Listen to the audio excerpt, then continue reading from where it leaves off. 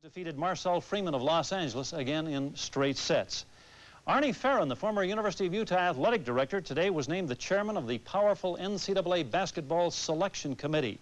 That is the committee that selects the 64 teams and the sites of the NCAA basketball tournament, a very important post for Farron. Salt Lake Trappers have been taking their knocks up in... Arnie Farron, an All-American basketball player at the University of Utah and former athletic director there, today was made the head of the powerful NCAA Basketball Tournament Committee. Arnie replaces Dick Schultz, who had to give up the job when he became the head of the NCAA. And the Utah State Women's Amateur Open... About the 3 teams that made the tournament who were playing as the announcements were being first released. I'm referring to Baylor, Memphis State, Oregon State. All 3 lost, all 3 were in. What was your thinking about those teams? Were they in anyway? They were in during the game. We were really very lucky this year. In the past, we've impacted top seeds. We felt that because the Oklahoma game was on, that we could put Oklahoma in the top seeded position. We felt Arizona maybe has not even started playing, that they were strong enough to be in that position. And we had evaluated the teams that you're talking about as at-large candidates. We're pleased that we felt that they would be at-large candidates and would be in the tournament. How much movement was there among the teams you've talked about? I think the other day 21 teams for 9 spots. Over the last week, for example, Ohio State beats Purdue and loses to Michigan. I know you don't want to discuss specific examples, but how many teams played themselves out of a spot? Well, we try to consider that we look at the complete record for the season, and the postseason tournament games are part of that complete record. But it does give us, for teams who are considering perhaps a little emphasis. It may help, it may hurt a little, but overall, we look at the record for the team through the whole season. I know the WAC had expectations or some hopes of having 5. You've got to go home to Utah and watch them, I guess, in the NIT. What was the thinking? Is strength of schedule still the primary criteria once you get beyond just the raw numbers of win-loss? Well, win-loss is really important, and then strength of schedule is important, but also strength of opponent's schedule. Those 3 items are the qualifying items for us to consider teams. What was the toughest call? Oh, they were all tough. I think for me personally, there are some excellent coaches with excellent players with excellent records that we didn't have a spot for in the tournament. And for me, that's probably the hardest decision when we look at someone and finally decide that they don't deserve to be in. That's the hardest part for me. It's a thankless job. I know you've restated the policy against fighting, and we'll be hearing more about that through the week. I know you're a very busy man this weekend. Thanks for taking the time. We'll see you in Kansas City, Arnie. All right, thank you. Okay, it is a thankless job. There are going to be some unhappy people, but there are 64 teams selected. In Kansas City, where the committee is meeting, and he takes a look and a preview of what's to come tomorrow. Gary? Friday morning, the NCAA Men's Basketball Committee arrived in Kansas City. These 9 members came from as far away as Arizona and South Bend, West Virginia and Utah, and as near as Missouri. Their purpose to set the 1986 Men's Division I basketball tournament. There are 29 automatic qualifiers, and there are 35 at-large teams. The committee has been mandated to pick the 35 best teams in the United States, regardless of their geographical location. The selection of teams is a slow, thoughtful, thorough process. The committee evaluates endless information, schedules, scores, and records. 4 advisory committees make recommendations on teams from their area. And there are the computer readouts, RPI ratings percentage indexes, which evaluate, among other things, strength of schedule. We use 2 computerized outputs. One is Sagarin, and the other one is Van Valkenburg. The weights measured in both those computer outputs are your schedule, your opponent's schedule, your number of wins. Probably the strongest weight is if you do not play all Division I teams, you're penalized pretty heavily. The committee must also evaluate the postseason tournament results.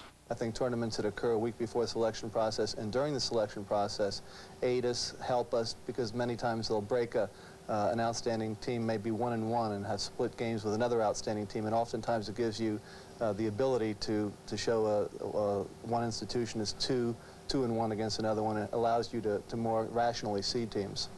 There is so much information for the committee to evaluate. Last year it took 4 hours just to select the final teams for the tournament. And yet with all the modern data available, it is still the human evaluation which matters most. It's a subjective judgment. It's hard to be totally objective with something like this. You know, we'd have all kinds of computer studies come out, and so, you know, we have to sit there and look at it and determine whether or not it really makes sense. Once the teams have been selected, there still remains the task of seeding the teams. Aided by Tom Jernstedt and David Kaywood of the NCAA, the committee places the teams into one of 4 areas of the country, hoping to create both a competitive and geographical balance. The bracket is balanced according to seedings. We bracket in rows of 4 up and 4 across. The bracket then has to have balance. We use what we call an S curve. We go 1, 2, 3, 4, and then 5 turns around and comes back across. So you take 16 teams, and if you total the top to the bottom, the strength of the 16-team bracket should be equal. I'm with the chairman of the committee, the athletic director of the University. And taking a break with us now is Arnie Farron. And Arnie, we want to thank you for taking that break, but before we get to business, let's have a little bit of fun. I want to take you back in your storied college basketball past and show the nation what kind of player you were. Let's take a look. The camera highlights in the world of sports. Utah's Arnold Farron, number 22, stages a one-man assault on the Indian cage. His shot arches neatly through the cords. Farron again. This lad is somebody to watch. 18 years old, 6 feet 3.5 inches from floor to top, and he makes every inch count. There he goes again. Off the sideline, looks like a mourner's bench. Farron again. And there he tallies another Utah field goal. All right, congratulations on being named yesterday to the WAC Court of Honors, which is equivalent to that conference's Hall of Fame. Congratulate my wife, who was there to receive the honor for me. All right, let's talk about the selection committee. And I know you've been meeting since 8 o'clock this morning. How far along are you? I know that 16 teams have already qualified. How many can we say are safely in? Tim, we have 21 teams on the board for 9 places. So we've sifted out pretty well, but the crunch really comes when we try to find which of those 21 will fit the 9 spots. Now, I would assume matters are complicated a great deal by 4 conferences, which will be playing their championship games tomorrow while the announcements are being made. That will be complicated only if the 2 teams in the finals of those postseason tournaments aren't at-large candidates. And that may not happen. We will deal with it. It will muddy what we do a little bit, but we can handle it. The Pac-10, of course, the Big 8, the Southwest, and the Metro are the conferences that we talk about. What is the temperament right now of the committee? Is it getting a little tense in there? It is tense. It's very difficult. Everyone came prepared. They want to share the knowledge they have with the other peoples. Everyone feels strongly about who they should be, and now we're starting to do the hard part, sift out, and it's very difficult when you eliminate a team. You feel for the coach and the players that aren't there, and so we've got to take 21 and fit them in 9 spots. It'll take tonight and most of tomorrow. One subject that I feel has to be addressed here is the position and the policy of the NCAA and the position the tournament is taking as to fights. We saw another ugly situation today between Georgia and Florida. I think you've seen the officials handle it better. There were automatic ejections for fighting. We talked yesterday at great length about it. Hank Nichols says the provisions for the officials are there, but more important, the executive regulations of the NCAA provide misconduct penalties for people in our tournament that are very severe. We'll form committees at the sites to evaluate any fighting, and they will be dealt with severely. So they'll be watching this very closely as the tournament begins and all the way through. It's something that shouldn't happen, and we won't tolerate it in our tournament. All right, Arnie. Thank you very much for stopping by. We look forward to being with you tomorrow when the 64 teams are announced, 5:30 Eastern Time right here in Kansas City. I'll be here. All right. Let's go back to New York now. Here's Jim Nance. Jim? All right, thank you very much, Tim. 21 teams for 9 spots. It becomes increasingly difficult because the farther out you go, the more parity is in the teams that you have to choose from. Arnie Farron and his committee of 8 use a ratings power index, a computation of a team's strength based on record, opponent's record, and opponent's record. We have a myriad of information. Every poll that is legitimate is used. We have an advisory committee of 1 coach from each conference and a coach representing every 8 independents that nominate teams to be considered. from this information, we begin to determine which those 34 teams are. I think the committee does a super job in an impossible task. But fair, if you get in, it's fair. If you don't get in, it's unfair, that's for sure. The selection crew this year will for certain face several tough decisions in filtering the country down to the 64 best. Now here's a very realistic but hypothetical situation in the selection process. Let's say Team A is 24-6 with the bulk of its wins against lower echelon opponents. Team B's substandard record, however, happened against quality teams. Which team gets the bid? The best teams play the toughest schedules, and they don't have cupcake games in there, or they don't schedule to get in the NCAA tournament. In that case, I believe our committee would go with the team that had played the most opponents that were ranked in the top 50 or the top 100, even though they had won a few less games. Good afternoon once again, and welcome to the NCAA Tournament Selection Show. I'm Jim Nance, along with James Brown here in New York. And in just a few moments, we will be taking you out to Kansas City for the live announcement of the 64 teams that will form the field for this, the 50th selection process that went as expected. The #1 seeds across the nation: Arizona, Oklahoma, Purdue, and Temple. Right now, we'll send you back to Kansas City. Tim Brandt with Arnie Farron. Tim? All right, Jim, thank you very much. Arnie Farron has joined us now. The chairperson, or the chairman of the selection committee for 1988, and the 64-team field has been selected. And Arnie, let's start talking, #1, about some of the teams that were left out, and namely Ohio State, and Marshall and Cleveland State. Let's take a look at some of these teams, because there are a lot of teams in with 20 or more wins. There are also 21 teams with 20 or more wins that did not get in. That's the difficult part, is separating those excellent teams and excellent coaches for the number of places that we have in the tournament. Again, I assume it comes down to strength of schedule and opponent's record. It certainly does.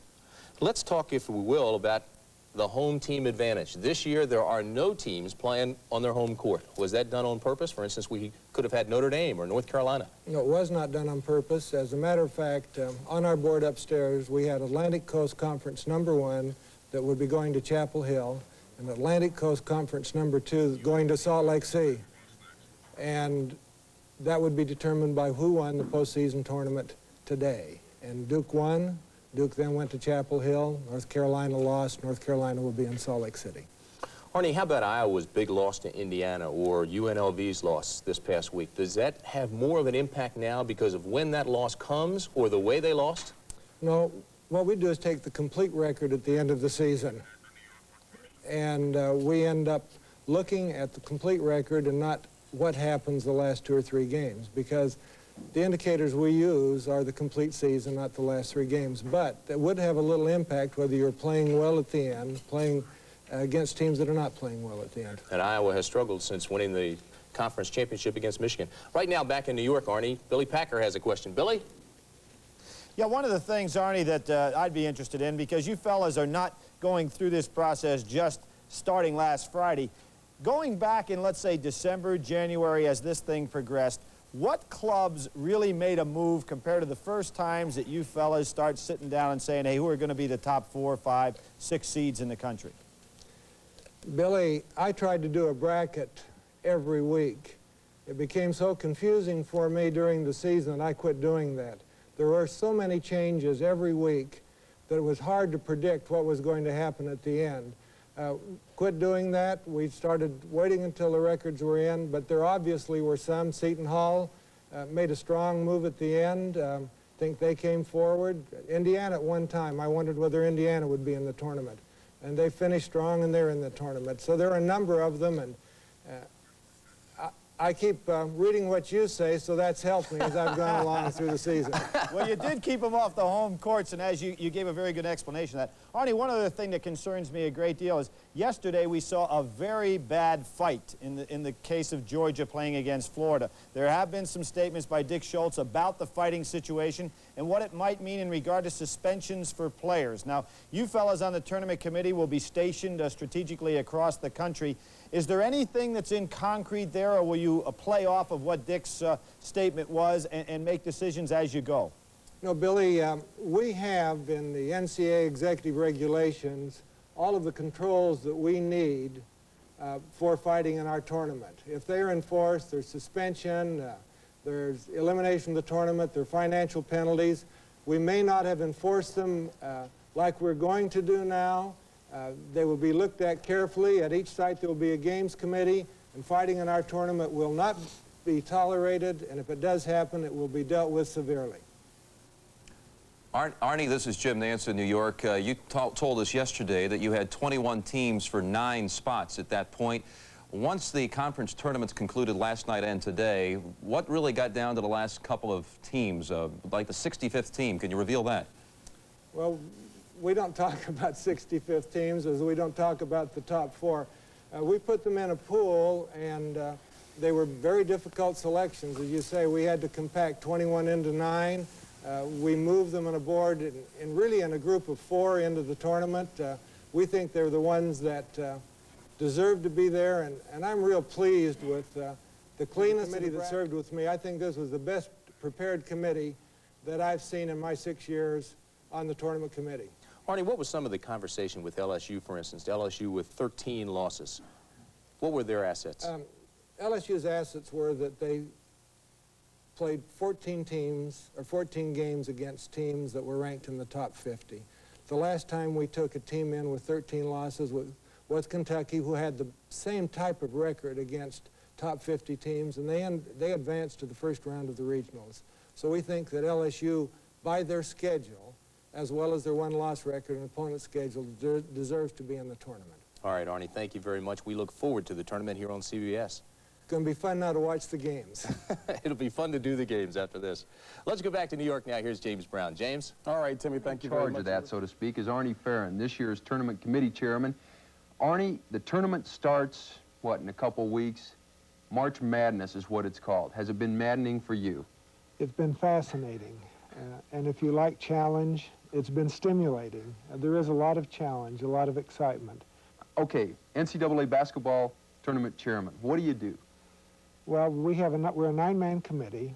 It's geographically balanced, 2 from the West, 2 from the Midwest, 2 from the Southeast, 2 from the East, and 1 at large. Okay. This committee will meet starting the prelude to March Madness next Friday morning, a week from Friday morning in Kansas City, and we'll be sequestered for 3 days. And we'll try and pick the 34 best at-large teams to go with the 30 automatic qualifying so that we can have a basketball tournament. And announce them on national television, CBS, on Selection Sunday. It'd be 4:30 Central Standard Time, 5:30 Eastern, and 3:30 here. Now, is that the toughest job you have, is determining those 34 teams that will receive an at-large berth? Or are there other things that we never even hear about? That's tough. And it's tough because the 64 teams that we invite will all think they deserve to be invited. Mm-hmm. You know, they're happy with being invited. Yeah. But the 10 or 15 that we're so close, we might spend 2 days trying to decide which should be invited, 2 or 3 out of that group. The ones who aren't invited will not understand the process at all. How about your alma mater, the University of Utah? I mean, people talk about the WAC. What do you see for the WAC? And I know you've been asked this a number of times, but on this day. Well, I'm really wise enough to know that with 4 or 5 more games to play, that it would be foolish to make a prediction. The great part of the tournament for 3 WAC schools, I believe, is they still have an opportunity to play their way in the tournament or play their way out of the tournament. And that's the way it should be. BYU would be automatic and be worrying about seeding? BYU ought to be worried about seeding, and I think Wyoming, with their record, is a team that should be in the tournament. That's a personal opinion. There are 8 other people who might want to argue that when I get there, but I think that their record would justify them being in the tournament. And so you're looking at New Mexico, UTEP, and Utah, who I believe still are alive. You know what people say, though? They say, well, Arnie's a Utah guy. He'll help us all he can. How much help can you give the Utes, or any team if you wanted to? How important is your direction in all of this? Well, we think as a committee that we represent all of the teams in the country. The NCAA has a rule that precludes us being in attendance at the meeting if our team is being discussed. Oh. And so we would be out of the room. If I would be out of the room, I would appoint somebody to sit in for me as chairman, and I would leave the room when they talked about Utah. The success of the tournament, I believe, to a great degree depends upon the integrity of the committee. Finally, when it's all said and done, on, let's say, April 5th, will you have made more friends or lost more friends because of your position this year? I think that really is a hard question. And going in, like I say, we know that there will be 10 that in their own mind should have been in that don't get in. One year I came back when Weber State, Utah State, and New Mexico were on the bubble and weren't invited. And I certainly could not have run for public office in any one of those cities. But Steve, there is a human factor. Mm-hmm. And we as committee members cannot dodge that we are the final authority. And what we will do is we'll take all of the information we can assimilate based on our own knowledge and abilities, make the decision, and then we'll live with it. And some people won't understand it, but I'll feel good about it. All right. Well, Arnie, thank you very much for joining us. When we come back, we'll talk more college basketball.